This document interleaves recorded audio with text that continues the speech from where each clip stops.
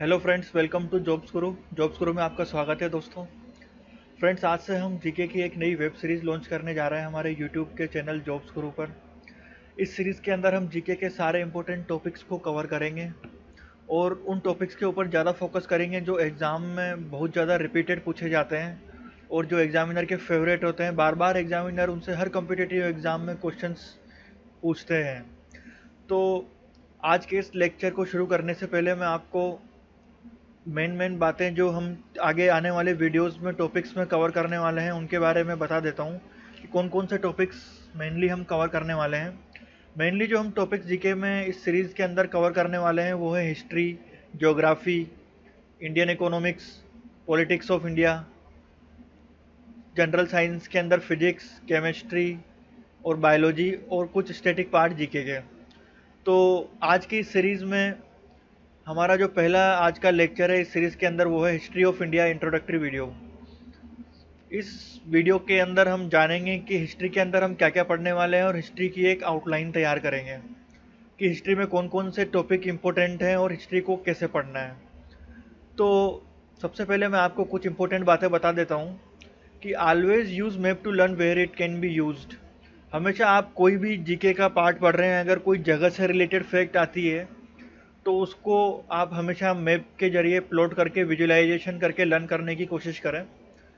For example, अगर आप Indus valley civilisation के बारे में पढ़ रहे हैं तो आप ये जानने की कोशिश करें मैप में कि इंडस रिवर कहाँ बहती थी, इंडस रिवर कौन से देश में है अभी। इन सब चीज़ों को जानने से आपको बहुत सारी इन्फॉर्मेशन आपके टॉपिक से रिलेटेड भी, उसके आसपास की भी याद रहेगी।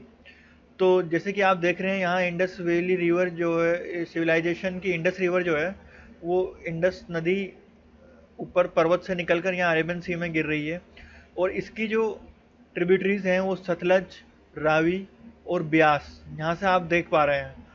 तो आपको इस पिक्चराइजेशन के जरिए इसकी ट्रिब्यूटरीज भी याद हो गई और ये नदी नंगा पर्वत से निकलकर अरेबियन सी में गिर रही है, ये भी याद हो गया कि पाकिस्तान में ये नदी है। तो जाहिर सी बात है कि जो इंडस वैली सिविलाइजेशन की मेन साइट्स हैं वो भी अभी पाकिस्तान में ही होंगी, जैसे कि मोहनजोदाड़ो और हड़प्पा। तो इस तरीके से आप जीके की इम्पोर्टेंट थिंग्स को मैप्स के जरिए विजुअलाइजेशन करके अच्छे से याद कर सकते हैं। एक और एग्जांपल लेते हैं कि जैसे आप देख सकते हैं कि हमारे सामने ये रिवर्स का मैप है। अब ये रिवर्स के मैप में सारी नदियों में एक बात कॉमन है कि सब नदियां जो है बे ऑफ बंगाल में जाके गिर रही हैं। ये बे ऑफ बंगाल है क्योंकि इधर वेस्टर्न घाट्स नाम के एक पहाड़ी श्रृंखला जो आ जाती है, उस वजह से नदियाँ इधर नहीं गिर पाती हैं। तो केवल भारत में 3-4 ही नदियाँ ऐसी हैं जो अरेबियन सी में जाके गिरती हैं, जिसमें से ये है माही नदी, नर्मदा नदी और तापी नदी। ये 3-4 नदियाँ ही कुछ हैं जो अरेबियन सी में जाके गिर रही हैं और इनकी लोकेशन भी आपको मैप के जरिए देखने से पता चल जाएगी और आपको हमेशा याद रहेगी कि कौन सी चीज़ कहाँ पर है। तो ये जीके को मैप्स के जरिए पढ़ने का बहुत ज़्यादा फ़ायदा होगा। ये हिस्ट्री में, ज्योग्राफी में और भी बहुत सारी टॉपिक्स जो जीके में आने वाले हैं उनमें हमारी बहुत हेल्प करेगा। सेकेंड पॉइंट है स्टूडेंट्स की history itself contains a story in it. History के नाम में ही एक स्टोरी है, तो स्टूडेंट्स हिस्ट्री को आप स्टोरी के रूप से पढ़े तो आपको बहुत ज़्यादा फ़ायदा होगा और ये लंबे समय तक आपको याद रहेगी। थर्ड पॉइंट है कि learn according to the order of the events. चीज़ों को घटनाओं के घटने के क्रम में आप पढ़ें। तो जैसे कि स्टोरी में जो चीज़ें पहले हुई हैं उनको पहले पढ़ें और जो बाद में हुई उनको बाद में पढ़ें। इस वजह से आप हिस्ट्री को स्टोरी के रूप में याद रख पाएंगे। और इम्पोर्टेंट जो टाइमलाइन के अंदर पॉइंट्स हैं, पीरियड्स हैं और ईयर्स हैं उनको आप हमेशा याद रखें। जैसे कि सिकंदर जो है 326 बीसी में आया था, तो आप इस ईयर को याद रखें कि सिकंदर कब आया था।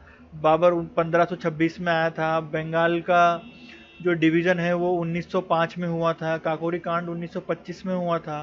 कभी कभी डायरेक्ट क्वेश्चन जो है हमारे को हिस्ट्री के इन सब सन्स के ऊपर, ईयर्स के ऊपर मिल जाते हैं। तो हिस्ट्री को स्टूडेंट्स हम 3 पार्ट में डिवाइड कर सकते हैं। सबसे पहला है एंशिएंट इंडिया, जिसको प्राचीन भारत कहा जाता है। दूसरा है मेडिवल इंडिया, जिसको मध्यकालीन भारत कहा जाता है। तीसरा है मॉडर्न इंडिया, जिसको आधुनिक भारत कहा जाता है। तो इन सब चीज़ों के बारे में हम आगे डिटेल में पढ़ेंगे कि इनमें हम क्या क्या पढ़ने वाले हैं। सबसे पहले जो हम एंशिएंट इंडिया के बारे में जानते हैं। एंशिएंट इंडिया बेसिकली जो है 2500 बीसी से 1500 बीसी से चालू होता है, जब इंडस वैली सिविलाइजेशन रहा करती थी। उससे पहले भी एक पीरियड था, प्री हिस्टोरिक पीरियड। इससे ज़्यादा क्वेश्चंस हमारे नहीं आते हैं। इससे केवल ये बताया गया है कि कैसे इंसान का विकास हुआ आज के रूप में। जो होमोसेपियंस से इंसान इंसान बनना सीख रहा था, आग जलाना सीख रहा था, पहिया चलाना उसने सीखा, इन सब चीज़ों के बारे में इसमें बताया गया है। तो इसके बारे में हमें ज़्यादा डिटेल में जानने की ज़रूरत नहीं है, ये एक बहुत बड़ा पीरियड है। इसके बारे में एक अलग ही सब्जेक्ट होता है, उसमें यहाँ पर आपको पढ़ने को मिलता है। लेकिन हमारे जो मेन कॉम्पिटिटिव एग्ज़ाम है, इसमें इस प्री हिस्टोरिक पीरियड में ज़रा ध्यान देने की ज़रूरत नहीं है।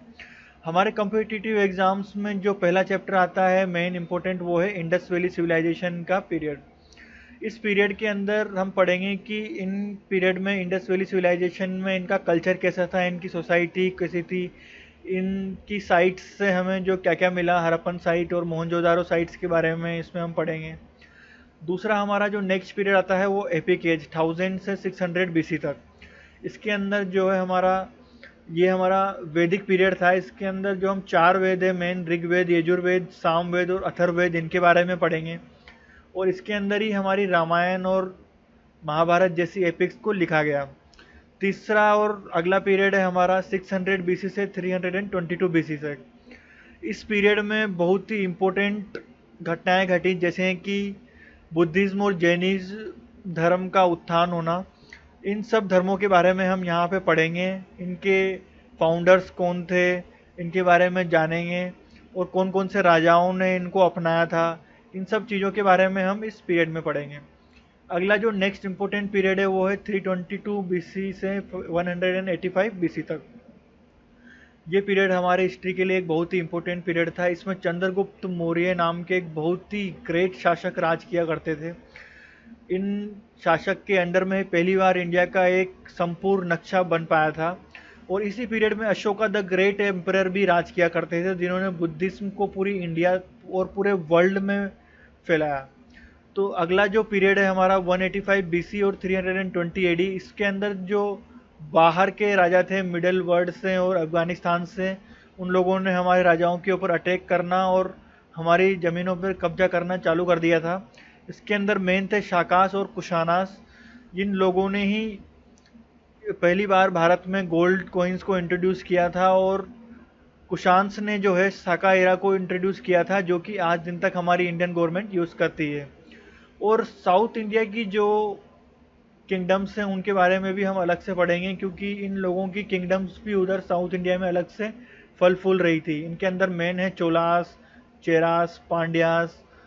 और कंस्ट्रक्शन ऑफ अजंता एलोरा के बारे में पढ़ेंगे कि, और इनके जो मेन लिटरेचर है संगम लिटरेचर, जिनके अंदर से हमें साउथ इंडिया की सारी इम्पोर्टेंट किंगडम्स के बारे में पता चलता है।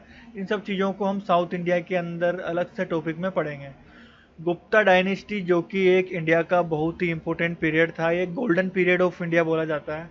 इसके अंदर बहुत ही इम्पोर्टेंट राजा हुए चंद्रगुप्त सेकंड और समुद्रगुप्त जिनको नेपोलियन ऑफ इंडिया कहा जाता है, क्योंकि इन्होंने शाकाज और दूसरे राजाओं को हराकर इंडिया को और विस्तार दिया था, भारत के नक्शे को। और इसको गोल्डन पीरियड इसलिए भी कहा जाता है क्योंकि इसके अंदर बहुत ही फेमस नॉवेल्स, आर्ट के अंदर शकुंतलम एंड कामा सूत्रा लिखे गए थे। आर्यभट्टा जैसे ग्रेट जीनियसेस भी इसी पीरियड के अंदर हमें पढ़ने को मिलेंगे। और अगला जो पीरियड है हमारा वो है age of small kingdoms. Small kingdoms, जब भारत के ऊपर इन्वेडर्स आने लगे दूसरे कंट्रीज से, तो भारत जो है स्मॉल कंट्रीज और स्मॉल किंगडम्स में बट गया। उन सब किंगडम्स में भी कुछ कुछ स्मॉल किंगडम्स थोड़ी इम्पोर्टेंट थी, उनके बारे में हम इस पीरियड के अंदर जानेंगे 500 टू 606 एडी में। नेक्स्ट है हमारा जो है हर्षवर्धन। हर्षवर्धन एक बहुत ही इम्पोर्टेंट किंग था। गुप्ता पीरियड के बाद में जो एक महान राजा हुआ है इंडियन नॉर्थ इंडिया के अंदर, वो केवल हर्षवर्धन ही था। हर्षवर्धन के पीरियड में एक बहुत ही इम्पोर्टेंट घटना घटी थी कि ह्वेंग सांग नाम का एक चाइनीज़ ट्रेवलर, जो कि पूरे वर्ल्ड में बहुत फेमस था अपनी हिस्ट्री की ट्रेवलिंग के लिए, वो इसी पीरियड में, हर्षवर्धन के पीरियड में आया था। हर्षवर्धन ने भी अपने किंगडम को साउथ तक ले जाने की कोशिश करी, बट वो पुलिकेशिन सेकंड नाम के एक राजा से हार गया। तो साउदर्न किंगडम्स के बारे में जैसा कि हमने आपको पहले बताया है कि हम पढ़ने वाले हैं, इसके अंदर चाकुलियास, पालवास, पांड्यास, चोलास, ये सब आएंगे। तो इनके बारे में भी हम डिटेल में टॉपिक पढ़ेंगे और कौन कौन सी चीज़ें जो इम्पोर्टेंट हैं वो सब भी हम इनके अंदर जानेंगे। नॉर्दर्न किंगडम्स में राष्ट्रकूटास, जो कि एक बहुत ही मेन पावरफुल किंगडम हो चुकी थी, इन्होंने ही टेम्पल ऑफ खुजराहो, कांचीपुरम, पुरी ये सब बनवाए। तो इन सब चीज़ों के बारे में हम एंशियंट इंडिया के अंदर जानेंगे।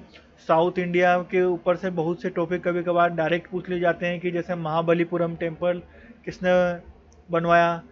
जनरली साउथ इंडिया को लोग मिस कर देते हैं, लेकिन हम वहाँ पे भी डिटेल में सारे क्वेश्चंस को क्लियर करेंगे और सारे जो इम्पोर्टेंट टॉपिक्स हैं वहाँ पर क्लियर करते हुए चलेंगे आगे आने वाले वीडियोज़ में। नेक्स्ट है हमारा जो है मेडिवल पीरियड, मध्यकालीन भारत। इस पीरियड में जो सबसे इम्पोर्टेंट डायनेस्टी थी वो थी मुगल डायनेस्टी। हम इस पीरियड में जानेंगे कि कौन कौन से मुगल राजा यहाँ पर हमारे भारत में राज करके गए। उसमें सबसे इम्पोर्टेंट थे जो बाबर, हुमायूं, अकबर, जहांगीर, शाहजहां, औरंगजेब। और भी बहुत सारे राजा थे मुगल में, लेकिन ये सबसे ज़्यादा इम्पोर्टेंट थे। इनको हम मध्यकालीन भारत के अंतर्गत पढ़ेंगे और इन्होंने कौन कौन से नए नए रूल्स इम्प्लीमेंट किए थे अपने राज के अंदर, उन सब चीज़ों के बारे में पढ़ेंगे।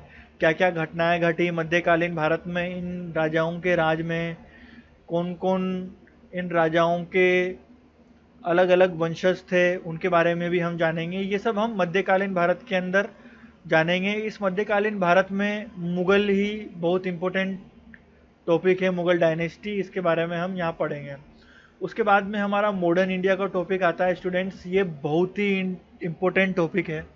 यहाँ पर अगर हिस्ट्री के 70% क्वेश्चंस पूछे जाते हैं अगर किसी एग्ज़ाम में, तो 70% क्वेश्चंस जो हैं वो मॉडर्न इंडिया के अंदर से ही पूछे जाते हैं। मॉडर्न इंडिया के अंदर हम सबसे मेन जो है फ्रीडम स्ट्रगल पढ़ेंगे। फ्रीडम स्ट्रगल्स के कौन कौन जो मेन हीरो थे हमारे, उनको हम उसके बारे में जानेंगे। जैसे बहादुर शाह जफर, बखत खान, मंगल पांडे, इन लोगों के बारे में डिटेल में स्टडी करेंगे कि कैसे इन्होंने ब्रिटिश राज को हटाने में हमारे देश में फ्रीडम फाइटिंग स्ट्रगल किया।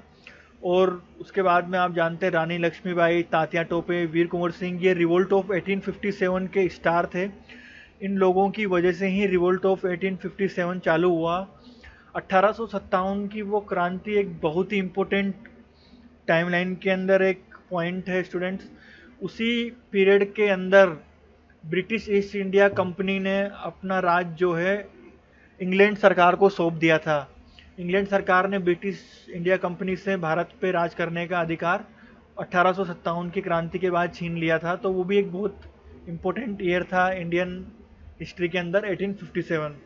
उसके बाद में हम देखेंगे कि कौन कौन आगे हमारे हीरो हुए इंडियन फ्रीडम फाइटिंग स्ट्रगल के, उनके बारे में जानेंगे। गांधी जी के बारे में सारी चीज़ें पढ़ेंगे, उनके कौन से मूवमेंट हुए, कहाँ कहाँ पर हुए, कहाँ से उन्होंने चालू किए।